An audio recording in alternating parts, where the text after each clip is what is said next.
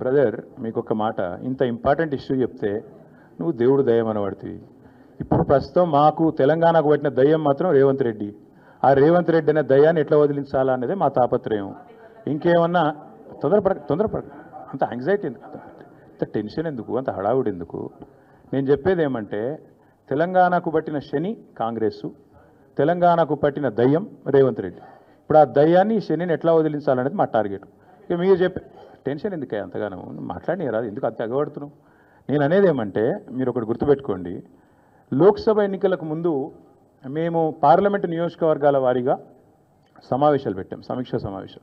ఇక్కడ అసెంబ్లీలో ఓడిపోయాము, ఎట్లా ముందుకు పోవాలని చెప్పి దాదాపు 17 రోజుల పాటు మీరందరూ చూశారు. ఇక్కడే వేల మంది కార్యకర్తలతో కూర్చొని దాదాపు 7, 8, 9, 10 గంటలు వారితో చర్చించాం. ఆ ప్రాసెస్లో చాలామంది డైరెక్ట్గా మైకులో మాట్లాడిన వాళ్ళు ఉన్నారు, కొంతమంది చిట్టీల మీద రాసిచ్చిన వాళ్ళు ఉన్నారు, కొంతమంది కేసీఆర్ గారికి ఉత్తరం అందించండి అని చెప్పి ఉత్తరాలు ఇచ్చిన వాళ్ళు ఉన్నారు. కాబట్టి మా పార్టీలో we encourage open culture, democracy కాబట్టి, డెమోక్రాటిక్ పార్టీ కాబట్టి, ప్రజాస్వామిక స్ఫూర్తి ఉన్న పార్టీ కాబట్టి మా పార్టీ అధ్యక్షుల వారికి ఎవరైనా సూచనలు చేయాలనుకుంటే ఉత్తరాలు రాయొచ్చు. అదేదో చాలా గొప్ప విషయం అన్నట్టు మీరందరూ అంత బాధపడిపోవాల్సిన అవసరం ఏం లేదు. నేను అనేది ఏమంటే మా పార్టీలో డెమోక్రసీ ఉంది కాబట్టి మా పార్టీ అధ్యక్షుల వారికి మా పార్టీ నాయకులు ఎవరైనా సరే అప్పుడప్పుడు సూచనలు సలహాల రూపంలో లిఖితపూర్వకంగా ఇవ్వచ్చు, ఓరల్గా ఇవ్వచ్చు, రకరకాలుగా ఇవ్వచ్చు.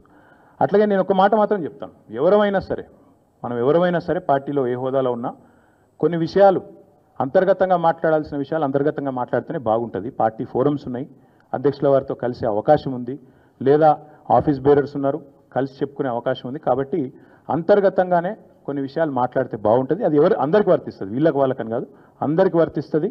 తప్పకుండా ఎవరమైనా ఒకటే, ఈ పార్టీలో అందరం కార్యకర్తలమే, అందరికీ కూడా ఇదే సూత్రం వర్తిస్తుంది. కాబట్టి మీరు కూడా దయచేసి ఇంత ఇంపార్టెంట్ ఇష్యూ మాట్లాడితే దీని మళ్ళీ మీరు, నాకు తెలుసు మీ సంగతి, you are intelligent, unfortunately I'm also intelligent. కాబట్టి నేనేమంటానంటే మీరు ఏం పెడతారో, మీరు ఏం హెడ్డింగ్ పెడతారో తెల్లారు నాకు తెలుసు, మీ బాధలు కూడా నాకు తెలుసు, మీ మేనేజ్మెంట్లోకి ఉండే అవస్థలు నాకు తెలుసు, రేవంత్ రెడ్డి గారి ఒత్తిళ్లు తెలుసు.